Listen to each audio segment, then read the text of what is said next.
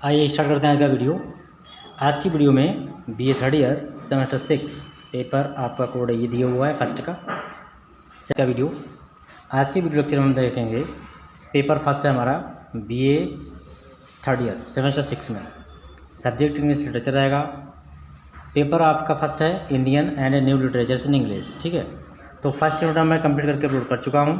आज की वीडियो में हम देखेंगे यूनिट नंबर सेकंड जो है आपकी बिल्कुल कंप्लीट हो चुकी है। कोई भी राइटर या पोएम डीप नहीं हुआ है, छोड़ा नहीं है मैंने। जो भी बोर्ड क्वेश्चन निकल रहे थे सारे क्वेश्चन मैंने निकाल लिए हैं।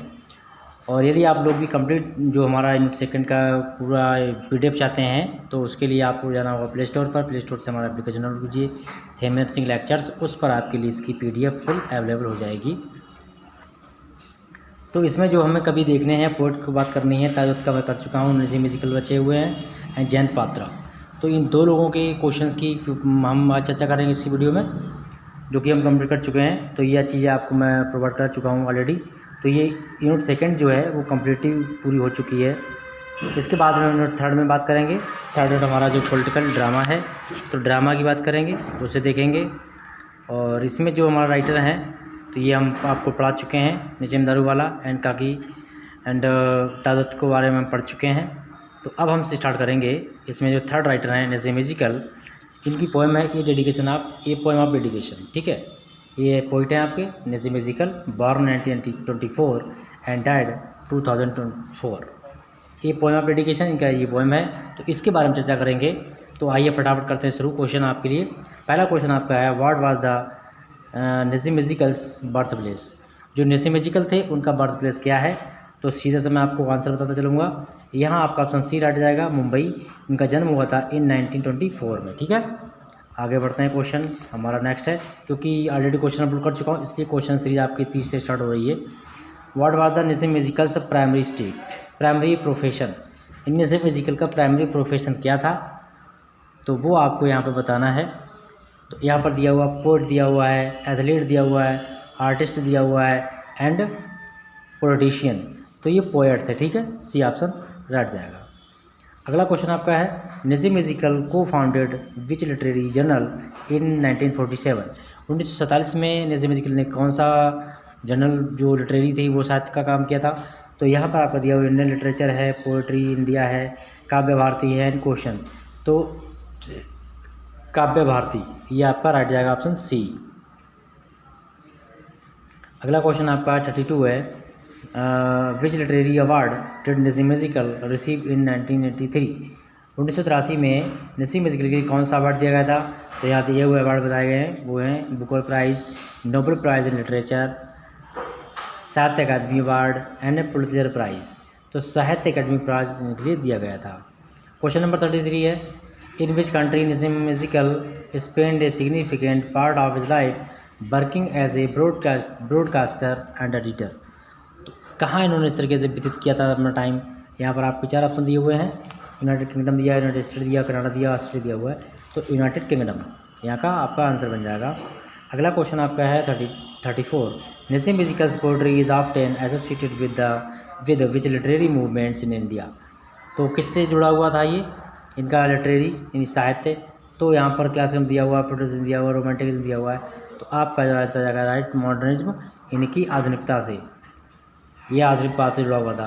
क्वेश्चन नंबर 35 है, according to the poem what is the role of the poet is society is invested by Nissim musical.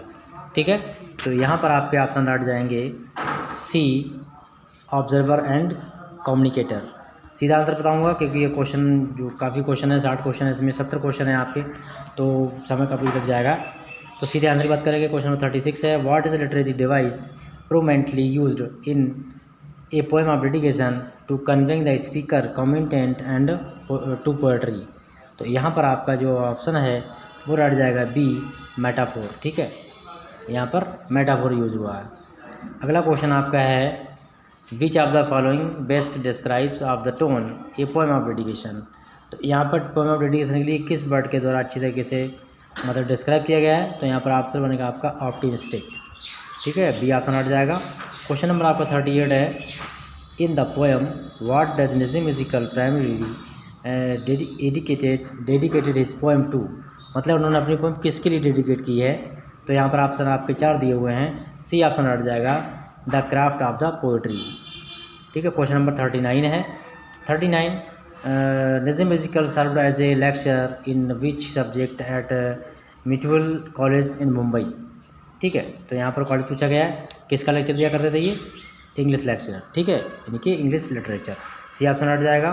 Question number आपका 40 है, what is the title of the one of Nissim Ezekiel famous poem addressing the complexities of identity and cultural conflict.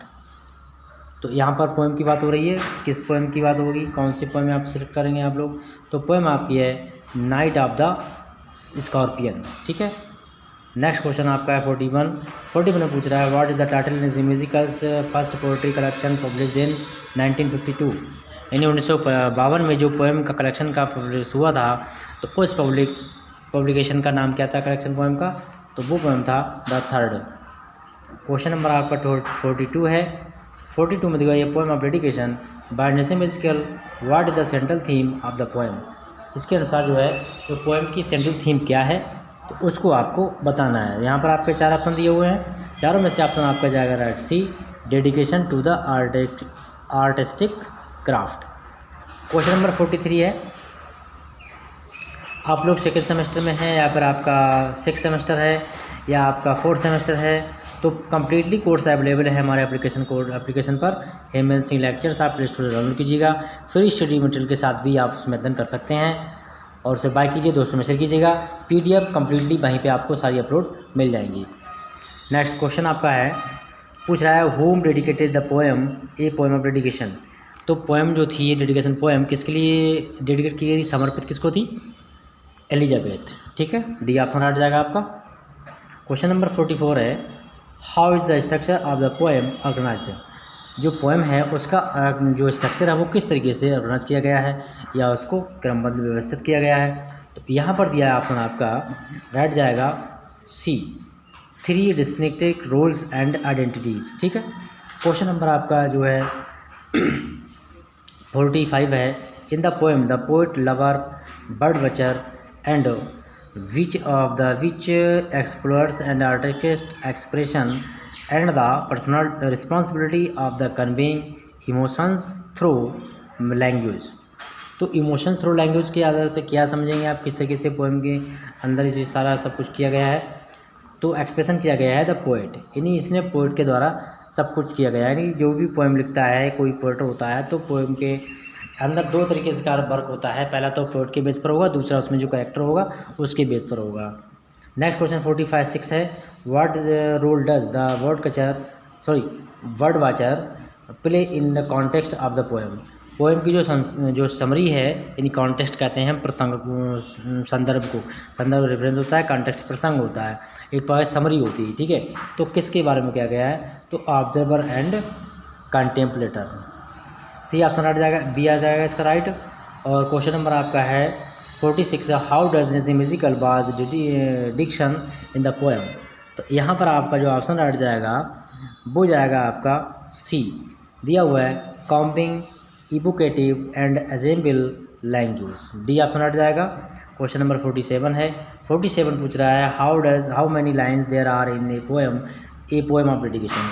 ये poem of dedication में कितनी लाइनें हैं, तो C option जाएगा 36 लाइनें हैं। किसी भी सेमेस्टर में आप पेपर दे रहे हैं तो उस सब्जेक्ट की प्लेलिस्ट को जरूर ओपन कीजिएगा, क्योंकि काफ़ी वीडियो अपलोडेड है प्लेलिस्ट के माध्यम से, आप पढ़ सकते हैं और कुछ लेटेस्ट वीडियो भी आपके आएंगे सेकंड सेमेस्टर में भी, 4th सेमेस्टर में भी। जिस सब्जेक्ट का आपको वीडियो नहीं मिल रहा है, सब्जेक्ट का मैटर नहीं मिल रहा है, तो आप कमेंट में बताइएगा, यहाँ पर आपको वो चीज़ें सारी उपलब्ध करा दी जाएंगी। लगभग आपको 17 से 18 सब्जेक्ट पढ़ाए जा रहे हैं इस चैनल पर, तो आप लोग वीडियो को शेयर कीजिए, लाइक कीजिए, दोस्तों में ज़रूर भेजिएगा। और फर्स्ट टाइम चैनल को आए हैं तो सब्सक्राइब करके बेल आइकन ऑल पे जरूर प्रेस कर देना, जिससे निरंतर अपडेट आपको मिलता रहे। क्वेश्चन नंबर 48 है, how does poem address the challenges and struggle faced by the poet in pursuing the craft.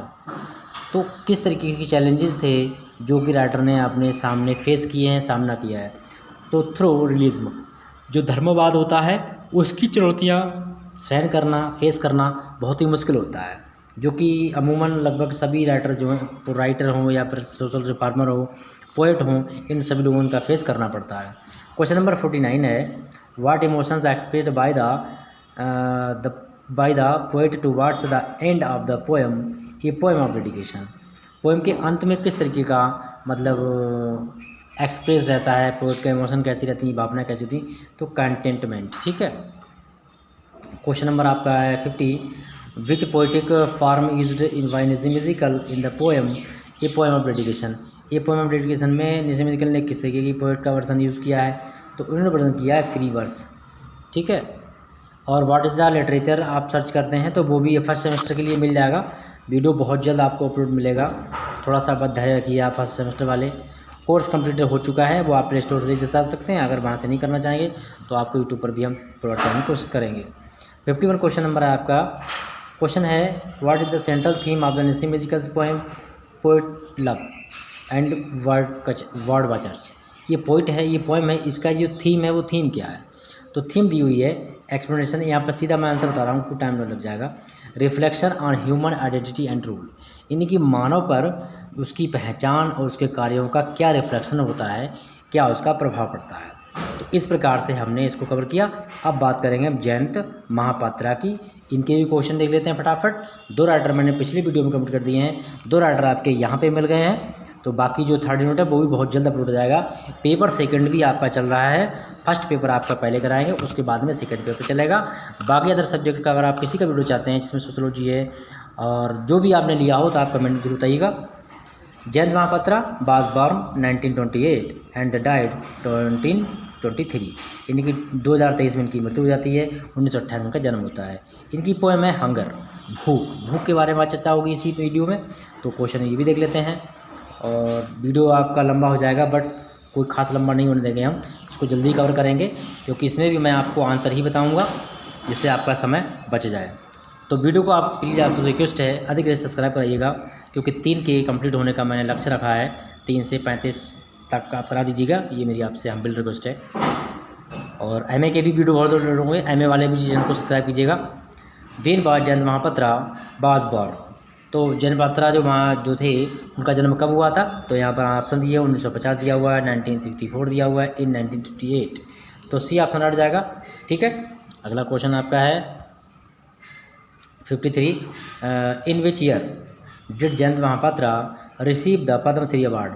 Jayant Mahapatra के लिए पद्मश्री अवार्ड कब दिया गया, तो यहाँ पर ऑप्शन दिए गए रिसीव्ड इन 2009, 2009 में इन्होंने इस पुरस्कार को रिसीव किया था, यानी कि प्राप्त किया। क्वेश्चन नंबर 54 है in which Indian state was Jayanta Mahapatra was born. Jayanta Mahapatra किस स्टेट में इनका जन्म हुआ था, डायरेक्ट आंसर ले लेते हैं, उड़ीसा में इनका जन्म हुआ है। ठीक है। अगला क्वेश्चन आपका है which word best describe the emotional tone of Jayanta Mahapatra's poetry. तो जयंत महापात्राज पोइट्री के जो टोन है वो किस वर्ड के द्वारा बखूबी बेहतरीन तरीके से उसको ऑब्जर्व किया गया है, इन्हें समझाया गया, डिस्क्राइब किया गया है, तो वो है द पोएट। ठीक है, कवि के द्वारा। अगला क्वेश्चन आपका है what is the notable contributions of Jayanta Mahapatra's literature.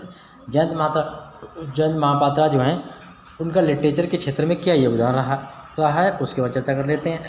Video को स्किप मत कीजिएगा क्योंकि कोई क्वेश्चन छूट सकते हैं आपके, तो यहाँ पर आपका ऑप्शन हट जाएगा पोएट्री।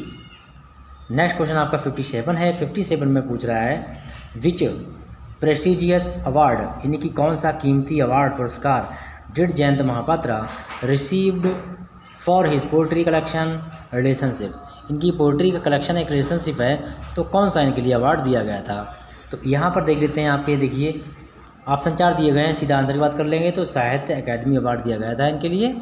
ठीक है, जो कि कौन सी पोएम थी, कलेक्शन था रिलेशनशिप। अगला क्वेश्चन आपका है 58 में पूछ रहा है which university did Jayanta Mahapatra attend for his masters in English.